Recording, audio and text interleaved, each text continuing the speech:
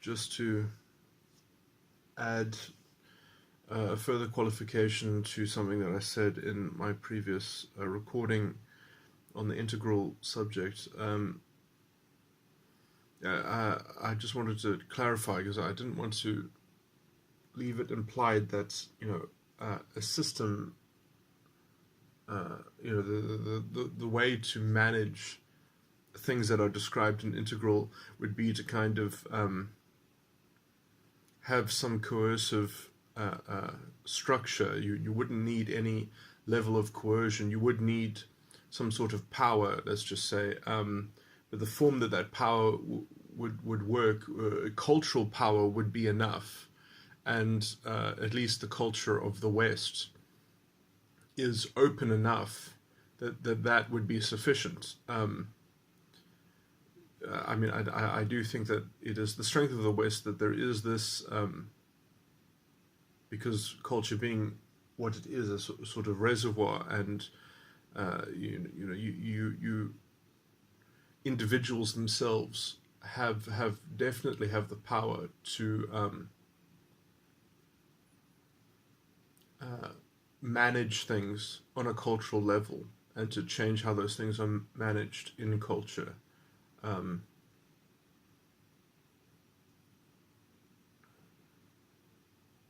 The lever that one has in that is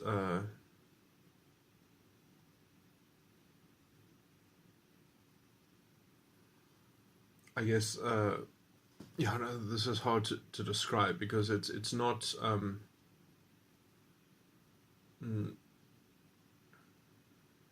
generally it's not done on a conscious level, but it can be done consciously, where you're a sort of if you can just weaponize certain things against other things that are already antagonistic to one another, but you, let's say, overdevelop them, or you give them the implements with which to have, let's say, tensions that already exist within culture to be more decisive in their outcome, in terms of just so that it is more. What I'm describing is perhaps not worth going into it laboriously, but because when there's a general consensus that a certain position is a kind of certain cultural fact, then that allows some subsequent position to be taken, because it's only when there's a kind of unresolved dispute that you're kind of left in a stalemate, or you're kind of left in a sterile cultural setting which cannot transpire something new. And the power that one has in culture is not so much in being able to determine what people are thinking and what people are thinking about, but it's the how they are thinking about it. And that is easily captured soon enough if one can sort of trace a line of because it's the thematic issues in the resolution of a few culturally relevant and culturally perceived shared experience, which is still generally although people might segregate their own cultural experience into whatever subdivision they want, I would say that the cultural body is as large as there is a kind of a shared purview or a shared perception. And I would say that generally people are in one culture. They just kind of choose to self-segregate it because they I guess it's easier to be a big fish in a small pool kind of thing, but that's a kind of self-limitation that generally is being self-imposed, and it's usually done, generally it's done in the kind of philosophy that Green is talking about, which is this kind of strange relativism in which there's a sphere in which you have no contest, and it's usually set up in some kind of sympathetic. There's some kind of sympathy rhetoric around that, and how the cosmos itself should be sympathetic to these kind of autistic sentiments that somehow will be there'll be some kind of environmental intercessor for that, for that way forward of that particular issue, and really, I mean, to me, it just looks kind of solipsistic on some level, where it's like we have the only this identity is the grounding identity because it is the container that the cosmos is in sympathy with, and green really depends on that kind of group identity to ground itself, because otherwise it's just completely arbitrary. So there has to be a kind of narrative about group identity, which becomes a kind of pseudo-religious creed. And this is why I say that green has a kind of, it is a version of a kind of tribal religion, or it's a kind of religious perspective. But it's the religious perspective that a tribe, I mean, what is happening is much more closer to Marshall McLuhan's predictions, which never came true from television, but which started coming true from computers and computer screens, because that had an upload capacity, not just a download capacity like television. And so all of Marshall McLuhan's predictions, or prophecies rather, could not really generate the global village until we had the computer screen. And what we're simply seeing now is what was generally the sentiment, or the style, the temperament that which green is part of, has. This I lay out clearly in the recording that I try to point everyone to the beta quadra values, because then I'm talking about the stuff much more directly, the academia and beta quadra values. But just to repeat one of the underlying things there, if you have any potential group that can be coalesced around any potential identity, it's going to be taken over by beta quadra values unless there is a particular cultural decision within that group of people that already countermands that. Unless there is a resilience against beta quadra values, it will manifest as a kind of beta quadra group.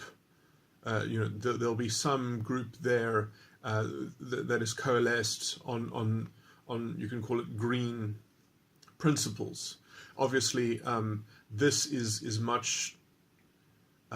This is hidden, according to the integral developmental theory, because a lot of these things can be can also take on the language of a kind of egocentric language, and so I guess they would call it. Is it red? No.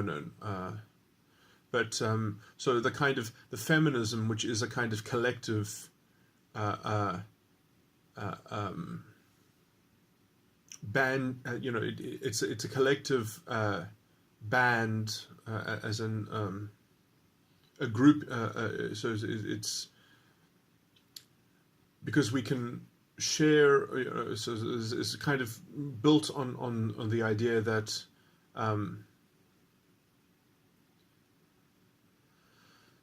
I mean, there's more than one thing going on, but we can exalt our egos by just having a kind of ideological formula which we can collectively buy into, and then it's even easier because we don't have to rationalize it. We can just make it a kind of pseudo-religious claim about the environment or about history or something like that. And so they don't even have to justify it. They can just be like, I've been thrown into these conditions and therefore I have to respond in this kind of reactive way. And the only way we're ever going to have justice is for the victims to collectively pronounce their their joint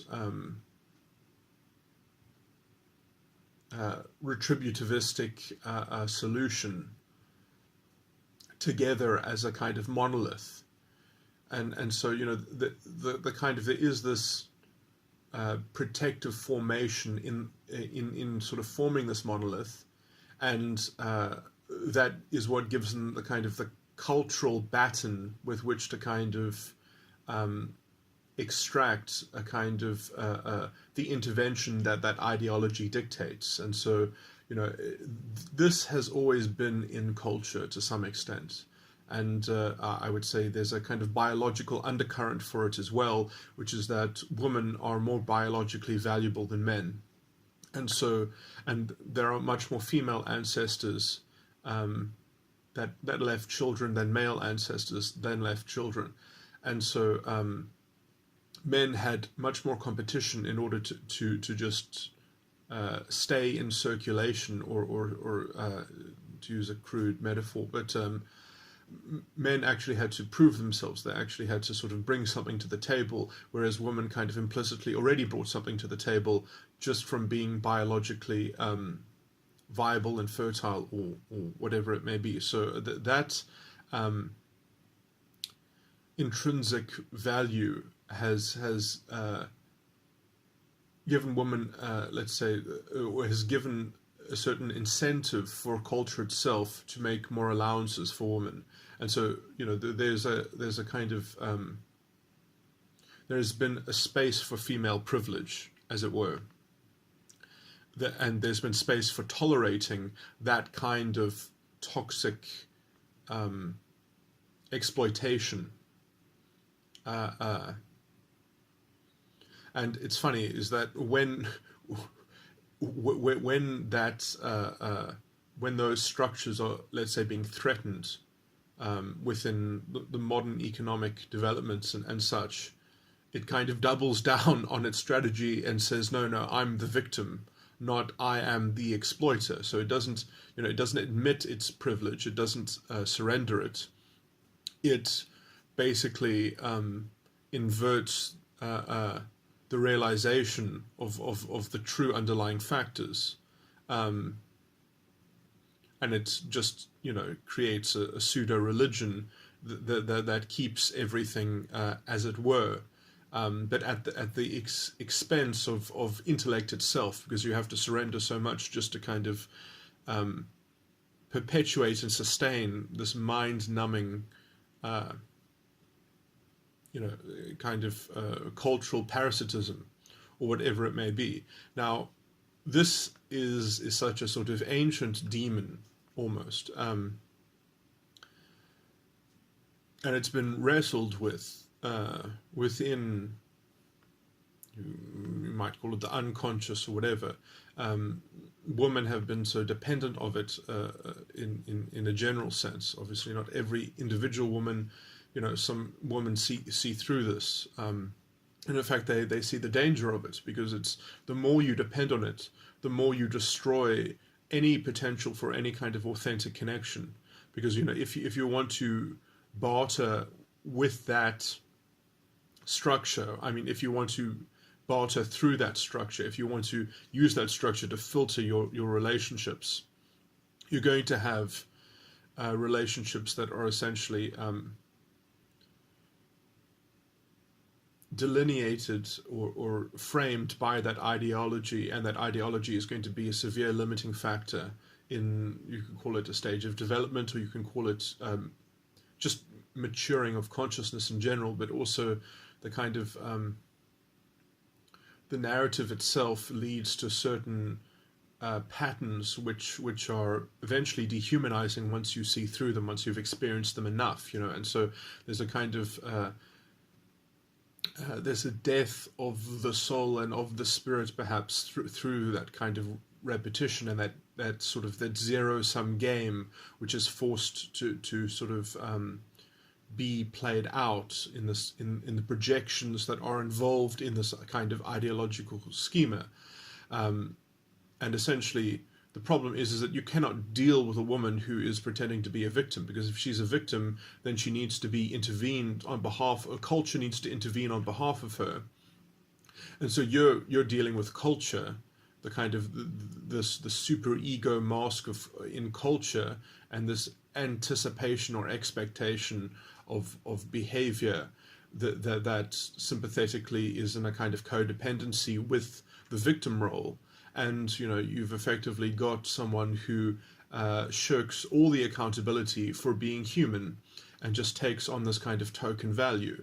Now, this is a recurring theme within, let's say, green philosophy, where it's, and just because there's one version of green in which they've worked out, well, we're all just human, and therefore the degree to which our groups are being treated by the system as less than human is an accountability that needs to rest on the shoulders of the powerful or of the few, or they must, absorb the blame for the system. And if we can just deal with them, then we've sort of gotten closer to paradise, So that this temperament,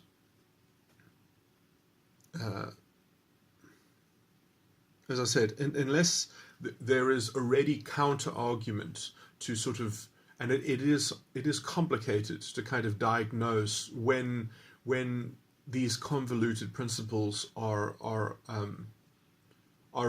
being because let's just say women, for instance, even at quite a young age, learn to ride that.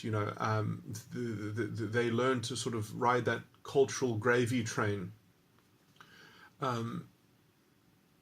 It's a cheat code that's sort of openly offered to them, and it ruins them as they invest into it. It ruins them as they sort of, as you can imagine, playing a hard video game and sort of thinking, well, it'll be much easier if I cheated at this game, and then you start cheating at it, and then it kind of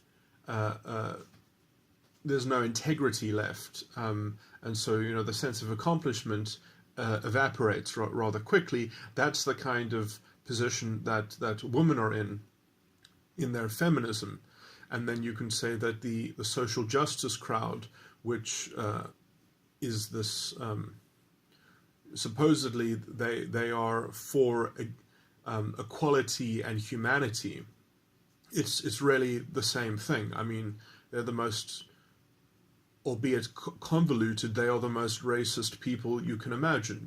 They literally have the same philosophical premises as the Nazis. They have the same presuppositions.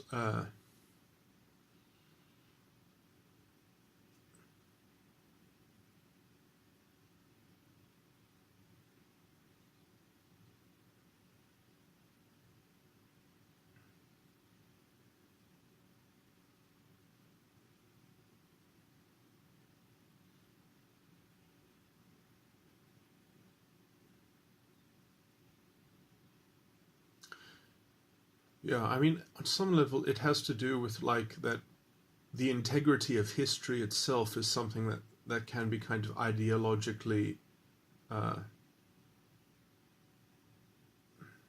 reframed, or no, that's not even it, but sort of that history is just this sort of clay that human beings should be able to kind of ideologically captivate and sort of that you can sort of make the idea that you can make the history that you want on a kind of collective systematic narrative comes at the cost of everyone having to buy into that at a kind of pervasive mind control level. And that is the problem that Green sort of has, is that it requires a sort of 100% investment, or you're labeled an apostate or a heretic. And so it really has no freedom within its own ambit of operation, in which it can allow for dissent. The cost of its adoption is a totalitarian framework, and that also makes it immune to its own dysfunction. It's immune to perceiving its own dysfunction. Therefore, it does not. It's not susceptible to revision because it is essentially allergic to critique. It doesn't actually take on criticism. It insulates itself against criticism, and it does so by just claiming orthodoxy. It does so by just claiming a kind of supremacist moral authority. And these are all the intrinsic aspects of what Nietzsche spoke about as slave morality. And so, the idea that sort of Nietzsche could have,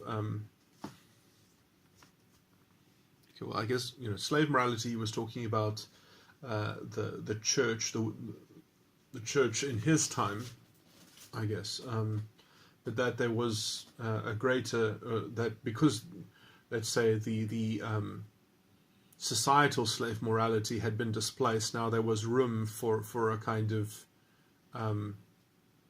the development of a slave morality as a kind of cultural device, and a kind of, that the church had displaced that creative capacity for people to delude themselves, and now there was cultural room for it to ferment.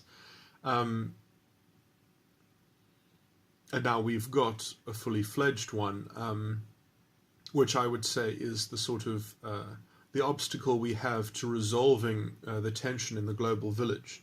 I see the global village, the development of the global village is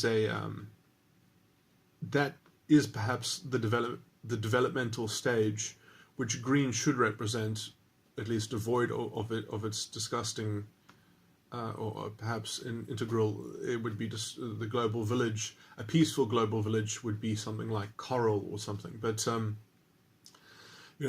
there has to be a kind of, the only way that I can see that is there's a deep ethical or philosophical framework in which people understand the perniciousness of ideological delusion, let's just say, and when you get into this, you rather quickly work out how almost the demonic forces of neoteny has kind of plagued our species and sort of degraded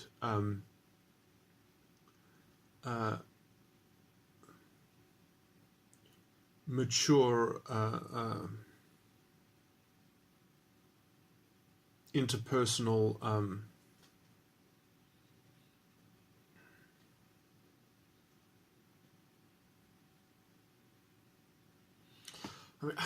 there was another idea that I had, which I didn't bring up, and it's perhaps a bit too strange to kind of try to weave into this, but even sort of the Disney cartoons, when they were trying to work out how to draw little caricatures of, little animals and things like that spoke and that were cartoon characters, very early on they worked out that there was a tremendous amount of sexuality and sensuality in the relation, or at least in the kind of on just the level of interpreting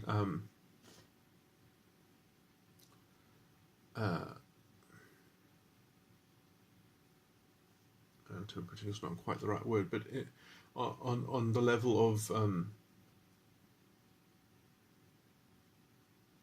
making meaning from making a meaning that was culturally relevant, or at least or that had a place within the vibrance of culture or the war grounds of culture on a kind of metaphysical level, or on a thematic level. That the only way to make these non-human entities relatable to humans, was, you know, like a very strange sort of, you know, in just the imagery, the contours and such, you know, how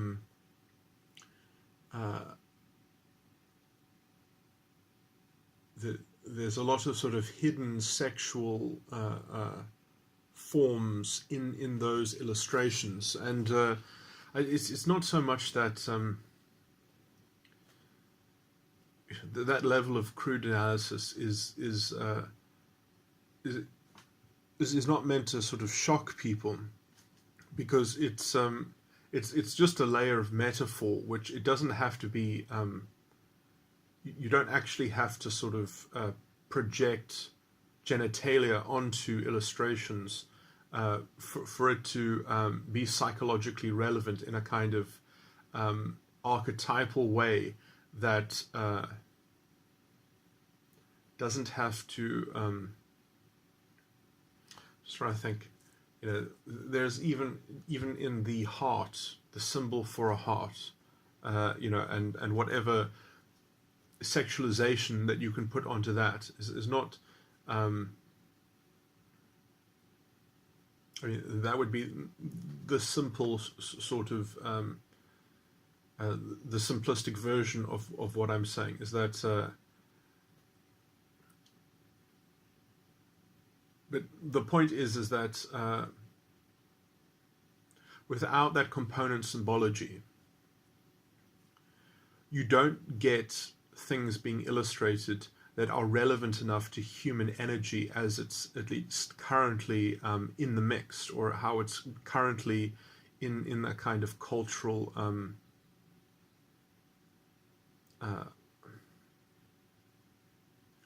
so I'm just saying that I'm not saying that these cartoonists are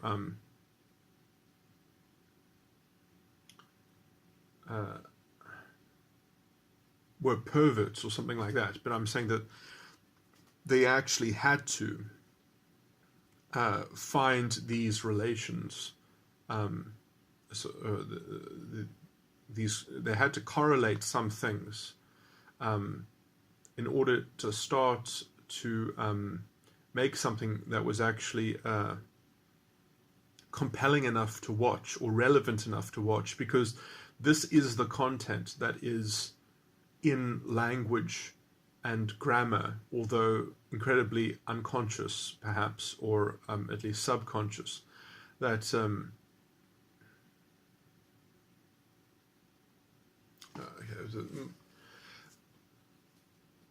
and you know, I'm a big fan of thinking that people are saying things which they're telling you about themselves.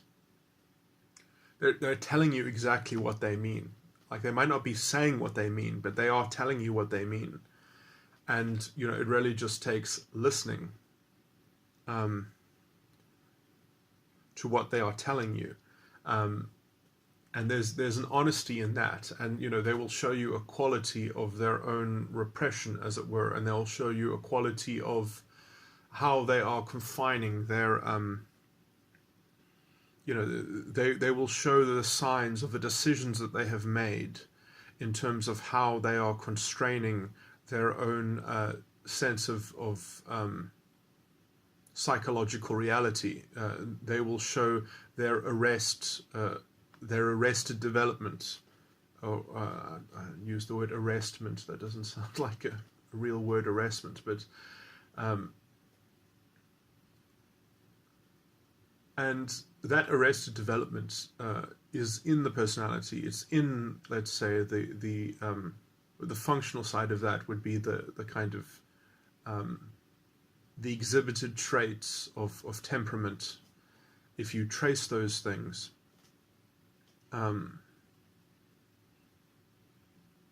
yeah, I mean, it's just the idea that the developmental ladder is like a ladder. I see it as you know, there's a difference between temperament and content and substance. And although temperament might dress itself differently, just because of differing available resources. So, like the idea that feminism is part of green and not part of red, that seems to be slightly arbitrary. That just because someone has been able to sort of conceptually latch on to more than just their interior egoism and has found a way to alloy it with the egoism of others who have a kind of same identified set of conditions, is just that, well, egoism on some level, I guess, or red would be some kind of rational dogma or something like that, whereas green would be the same kind of dogma, just it'll kind of be in the form of some kind of religious claim, or which, I mean, I guess you can call that a broadened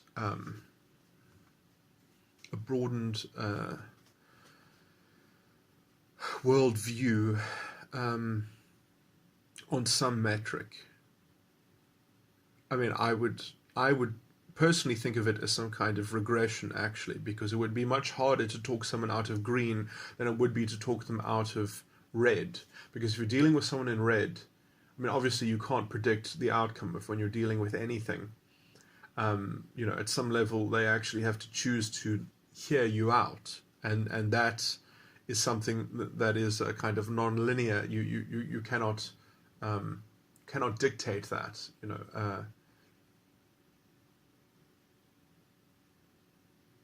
I mean, on some level, you can usually catch onto the thread of what the edge of their sense of what is changing or what is deciding to potentially allow themselves to be changed.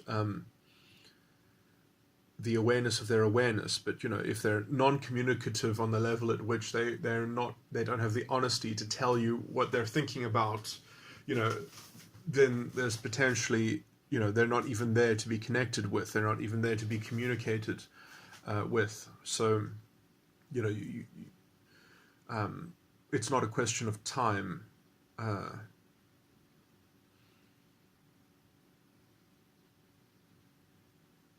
I'm just trying to think what sort of Christian scripture talks about this, because there is something that anyway, I just woke up. I'm not going to be able to think about it.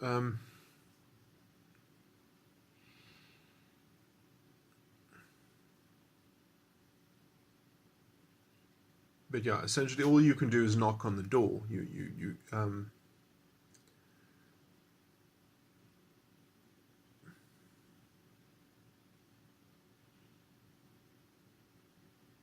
And you can sort of be robust enough that if you are asked to enter and to have a meal, then you can actually break bread on matters. There's no point in being joining the dinner table and well, if there is no bread to break, then that's a first problem, and if the bread is available but no one is willing to break it, then what can you do?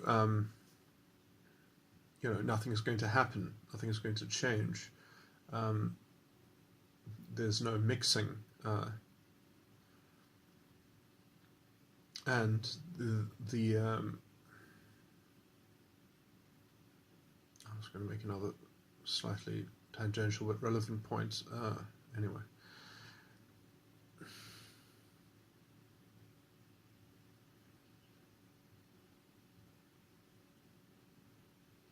And so, I mean, I would say that there are some basic tools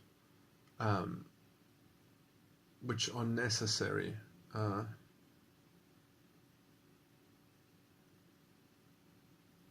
Which would perhaps be something like developmental stages. But how people will kind of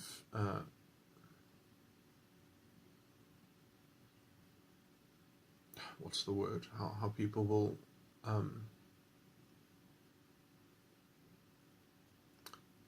have access to those tools will really have to do with the state in which they're in terms of their particular pattern of temperaments within their personality, which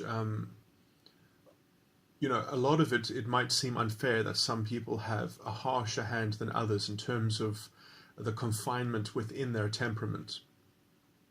I'm not that sympathetic at all on this point, because it really has to do with the structure of the decisions made in the fall of that particular individual in their early development.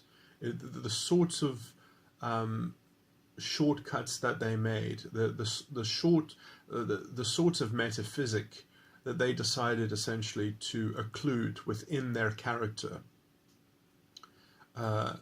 that produces the subsequent blind spot, as it were, and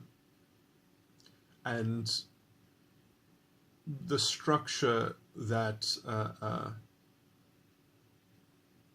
the operative structure that becomes their false ego is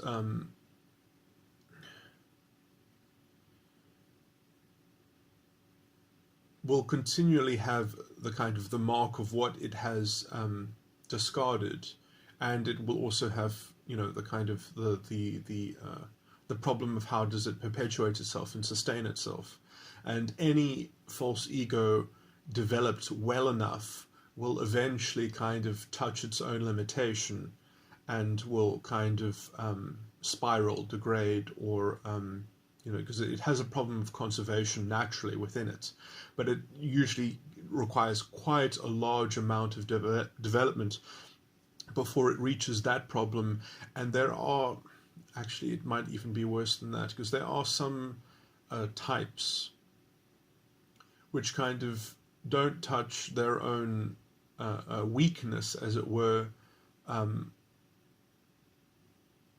but that manifests as a different signal, where like a kind of just a continual, just a worsening, a kind of a greater lacuna in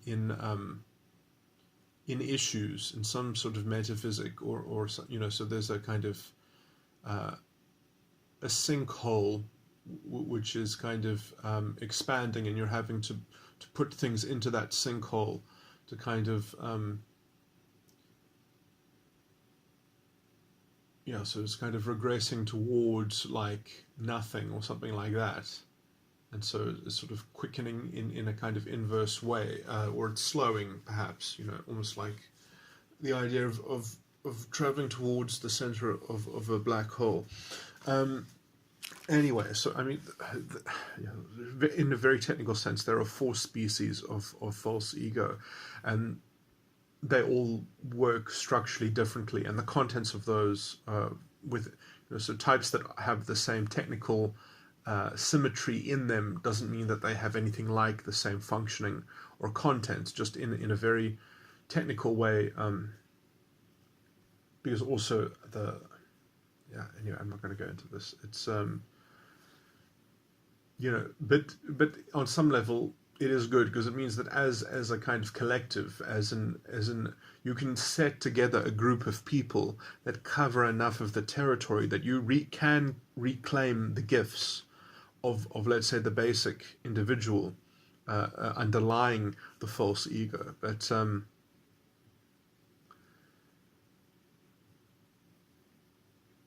which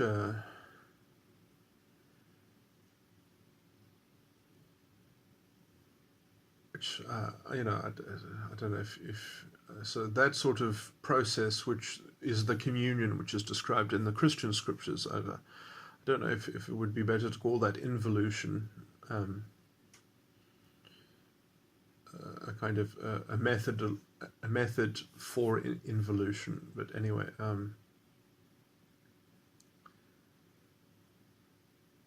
that's okay. Well, I've blathered enough, I guess. But anyway, perhaps even people who listen or who are interested in integral will find something in this that they can kind of I'm sure if I was talking to someone in integral specifically about specific issues, I could be more pointed and say things that are perhaps more relevant. But I mean, on some level, I'm excited because I never thought that there would be a field that would be able to kind of grapple with anything like the sorts of things that I've been focused on ever since I was a very young child. This has been my uh, uh, the, this has been my field of research, personality and these sorts of philosophical issues that I've essentially spent my whole life devoted to grappling with. Um, and Integral does have a system of describing these things. I just think that, I mean, I see, I see, I don't want to be too harsh, but something like there's a certain prejudice in the framing. There's a potential prejudice, at least.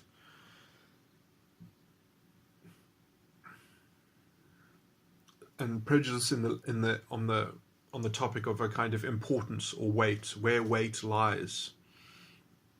And you have to realize that when you've got a system that just describes things and doesn't explain them, uh, it it's perhaps a stepping stone. I mean, or it's there's a problem. I mean, if unless you regard it as a stepping stone, it's going to be itself a limiting factor. Or I mean, I guess perhaps what I'm conceitedly saying is that it's good enough to perhaps be used to work out that I've got something of value that's worth talking about, and it's not good enough in itself to be kind of perpetually viable, or that Integral itself is perpetually viable. That is what I'm questioning. If it's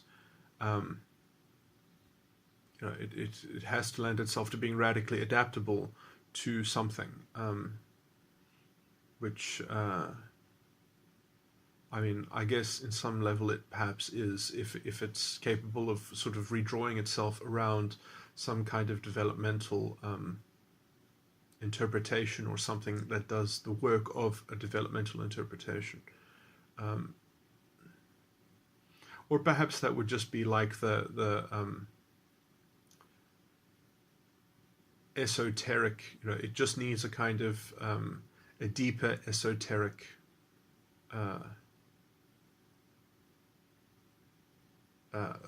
depth, which then has a kind of second tier of knowledge, which is something like what it already represents, but that it just needs a kind of a deeper structure, which then precipitates a secondary set,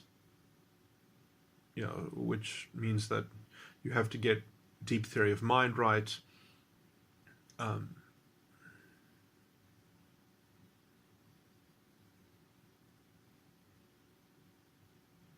and then sort of extract some kind of developmental model from that. But that's the problem, is that I guess what I've already described is that there is no uniform developmental model. That finally, I guess, is what I want to say, is that the idea that you're going to get a uniform and a kind of linear developmental model in which everyone is plotted somewhere on a single spectrum, that is a prejudice, I would say, that I can see in,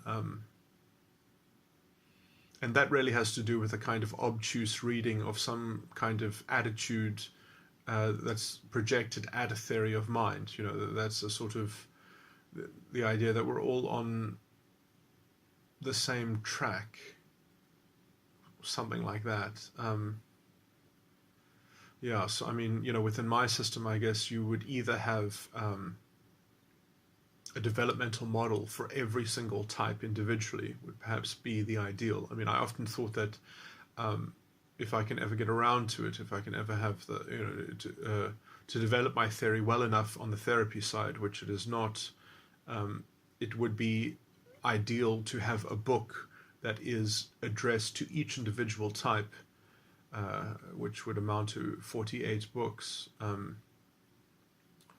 and those books would not necessarily be able to share chapters between them, but would be, going through, because there's a certain non-linearity between how these things could be. I mean, like in some technical way, they would have to be processed the same way. You would have to work out a formula of how to fix them, but because of how each type is kind of unique in some sense, and because of practical reality being as it is, you would find that there might be different challenges.